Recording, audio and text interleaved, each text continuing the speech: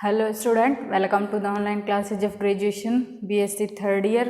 और अपन पढ़ रहे हैं क्वांटम मैकेनिक्स। क्वांटम मैकेनिक्स में अपने जो एहरेनफेस्ट थ्योरम पढ़ रहे थे, एहरेनफेस्ट थ्योरम कंप्लीट हो गई है।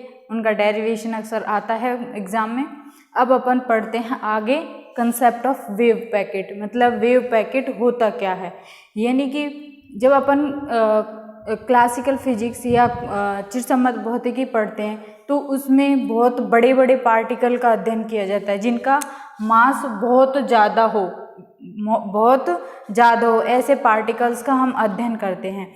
और तो उस स्थिति में अपन देखते हैं कि जो पोजीशन यानी स्थिति सदिश और उसका मोमेंटम होता है, उनका एक ही साथ अपन मान निकाल सकते हैं। किसमें? चिरसम्मत भौतिकी में। लेकिन अब जब हम क्वांटम मैकेनिक्स में देखते हैं तो ऐसा पॉसिबल नहीं होता है। वहाँ पे कुछ ना कुछ अनसर्टेनिटी आ जाती है। वो अनसर्टेनिटी आ जाती है क्योंकि वो पार्टिकल उनका मेजरमेंट नहीं किया जा सकता, इस कारण उसमें अनसर्टेनिटी आ जाती है। लेकिन जब जो मासिव पार्टिकल हैं उनका यदि अपन डिस्टिंग्विशन करें, उनका मेजरमेंट करें, तो वहाँ पे अपन स्थिति और संवेग की जो उनका रिजल्ट है वो अपन निकाल सकते हैं। लेकिन क्वांटम मैकेनिक्स में अपन बहुत छोटे छोटे पार्टिकल्स का अध्ययन करते हैं।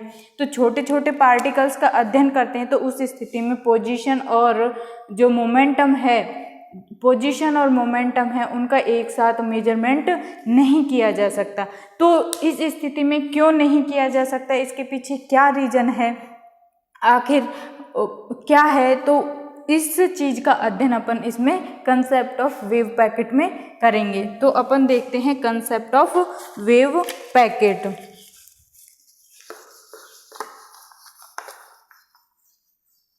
टॉपिक क्या है हमारा? Concept of wave packet.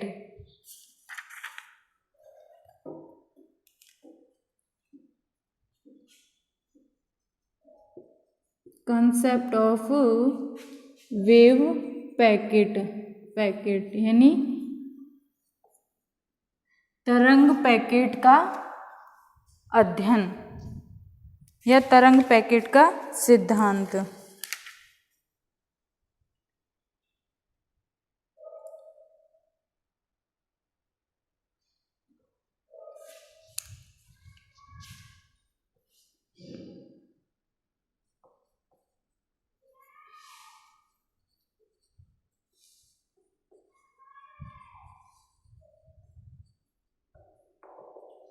अपन देखते हैं क्लासिकल फिजिक्स में देखते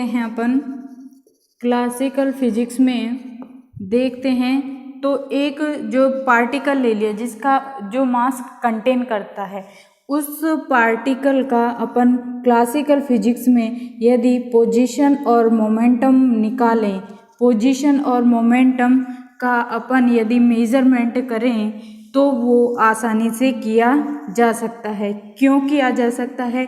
क्योंकि उस पार्टिकल के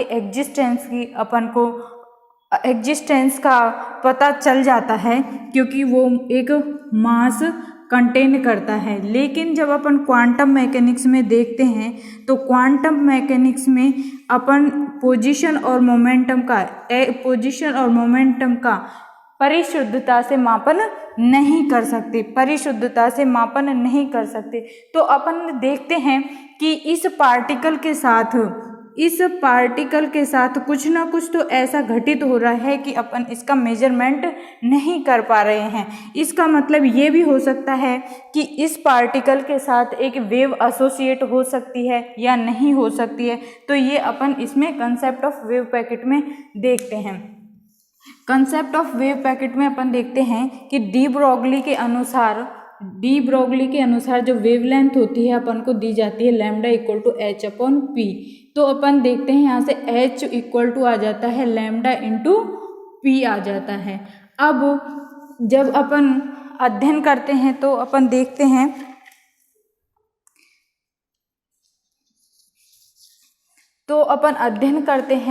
तो जो पार्टिकल से एसोसिएट वेव होती है वो एसोसिएट वेव अपन यदि मान के चले वो हार्मोनिक है, तो हार्मोनिक है तो उसकी इक्वेशन क्या होती है, माना उस वेव पैकेट से एसोसिएट वेव है, उसकी वो वेव, उस वेव की इक्वेशन दे रखी है अपन को y equal to a sine omega t minus k x. ये अपन को उस तरंग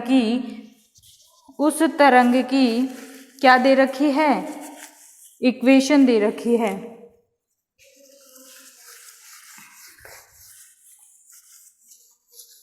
अब अपन देखते हैं यदि इस वेव की, यदि तरंग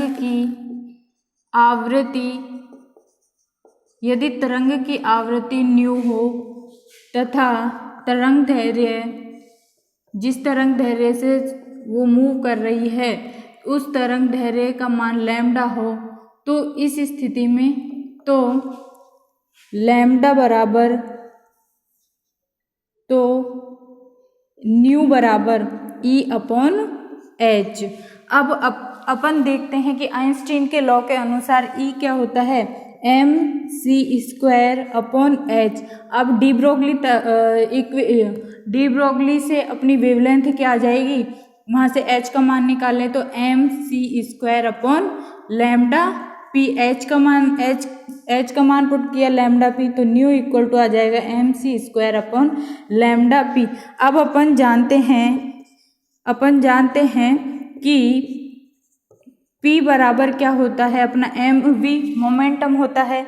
तो इसका मान यदि इसमें रखें तो nu equal to mc² upon lambda into p का मान mv, तो m से m कैंसिल हो जाएगा, तो nu equal to c² upon lambda v। अब अपन देखते हैं किसी भी जो तरंग है उसकी आवृत्ति यदि न्यू दे रखी हो, तब उस तरंग से संबंधित जो कण है उस कण के साथ जो वेव एसोसिएट है उसकी पार्टिकल की वेलोसिटी यदि v है तो v इक्वल टू अपन न्यू इंटू लैम्डा, ये उस तरंग की वेलोसिटी होती है। वेलोसिटी बराबर उसकी फ्रीक्वेंसी इंटू लैम्डा। तो इस इक्वेशन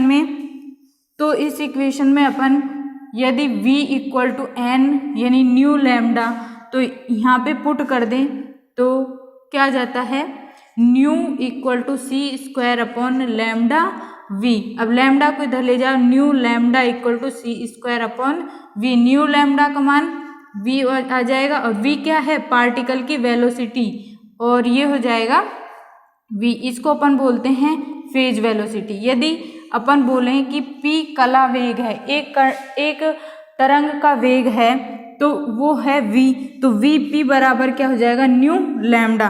तो इस स्थिति में अपनी जो तरंग की वेलोसिटी है वो क्या आ रही है, जो पार्टिकल एसोसिएट है उस पार्टिकल की वेलोसिटी क्या आ रही है, c² अपॉन v। और v यहाँ पे क्या है, v एक पार्टिकल का वेग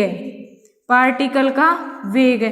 तो क्या ऐसा पॉसिबल है कि v का मान c से ज़्यादा हो सकता है? कभी पॉसिबल नहीं है, क्योंकि आइंस्टाइन के अनुसार कोई भी पार्टिकल का वेग प्रकाश के वेग से ज़्यादा नहीं हो सकता।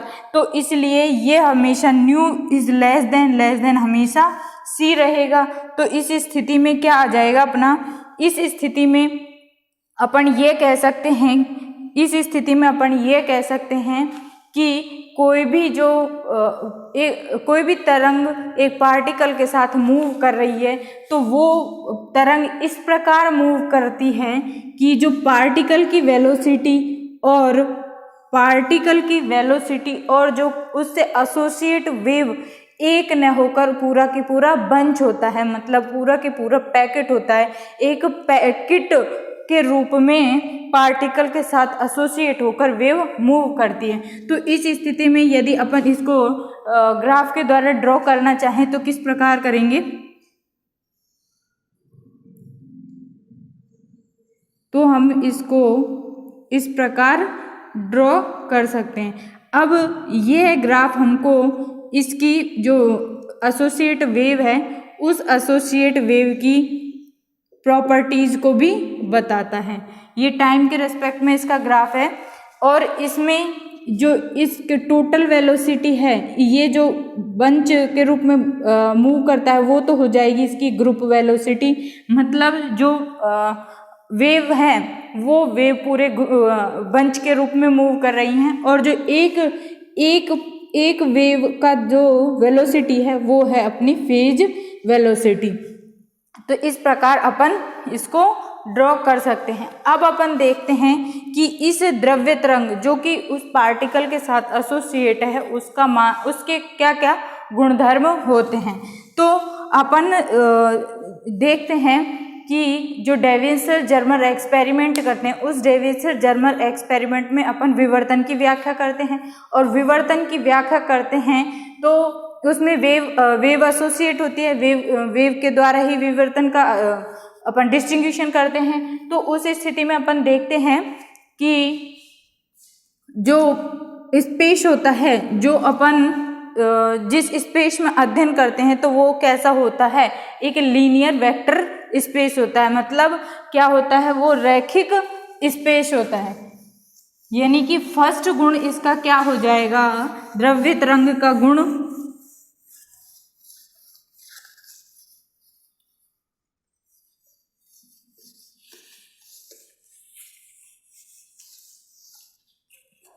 द्रव्य तरंगों के गुणधर्म पढ़ रहे हैं अपन, द्रव्य तरंगों के गुणधर्म। तो द्रव्य तरंगों के गुणधर्म में फर्स्ट जो अपन पढ़ते हैं वो डेविसन जर्मर एक्सपेरिमेंट के अकॉर्डिंग देखते हैं कि वो लीनियर वेक्टर स्पेस में मूव करता है। फर्स्ट क्या हो जाएगा इसकी प्रॉपर्टी, लीनियर वेक्टर स्पेस में मूव करती है। जो इसके लिए जो अपना वेव फंक्शन है, एक तरीके से वेव फंक्शन भी बोल सकते हैं, वो वेव फंक्शन किस में होगा, अपना लीनियर वेक्टर स्पेस में होगा। दूसरा अपना क्या है, जहाँ पर पार्टिकल पाया जाता है, जहाँ पर पार्टिकल के पाए जाने की प्रोबेबिलिटी सबसे ज़्यादा है, तो वहाँ पर उस पार्टिकल का एम्पलीट्यूड सबसे ज़्यादा होगा। जैसे अब अपन इस ग्राफ में देखना चाहें तो मिड में अपन देखते हैं कि इसका एम्पलीट्यूड बहुत ज़्यादा है। इसका मतलब क्या है कि इस स्थिति में इस पार्टिकल के पाए जाने की प्रोबेबिलिटी सबसे ज़्यादा है। और जो अपन इधर की साइड जाते हैं, जैसे टाइम के साथ जाते हैं, तो अपन देखते हैं कि पार्टिकल के पाए जाने की प्रोबेबिलिटी सबसे कम है। इसका मतलब यहाँ पर भी एम्पलीट्यूड भी कम है। तो सेकंड गुणधर्म अपना द्रव्य तरंगों का क्या हो गया, जहाँ पर कण के पाए जाने की संभावना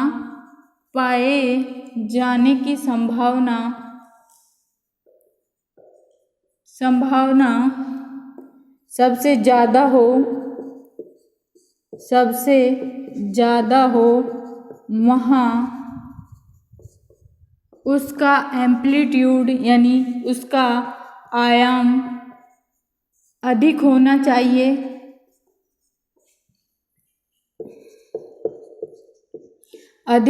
चाहिए तथा जहाँ पार्टिकल के या कण के पाए जाने की संभावना या प्रायिकता कम हो वहाँ उसका आयाम कम होना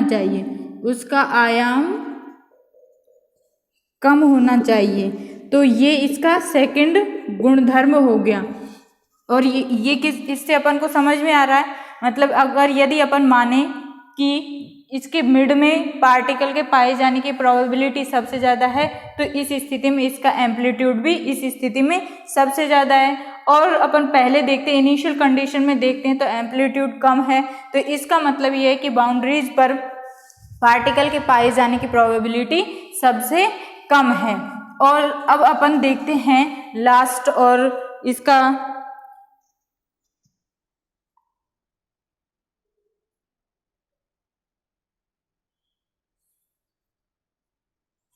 लास्ट पॉइंट देखते हैं अपन, जो ये इससे एसोसिएट पार्टिकल है, वेव पार्टिकल से एसोसिएट वेव है, वो जो वेक्टर स्पेस होता है, जो अपन जिस आकाश में इसका अध्ययन करते हैं, वो उस कण के व्यवहार को स्पष्ट करना चाहिए। कण के व्यवहार को स्पष्ट करना चाहिए, कण के व्यवहार को बताना चाहिए, ना कि उसके वितरण को, ना कि उसके डिस्ट्रीब्यूशन को।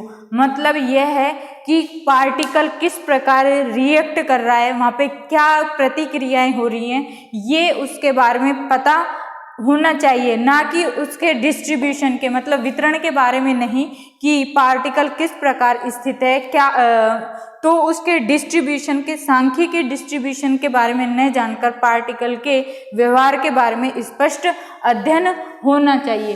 तो ये अपने हो जाते हैं द्रव्य तरंगों के गुणधर्म, मतलब द्रव्य तरंगें किस प्रकार पार्टिकल से एसोसिएट होती हैं।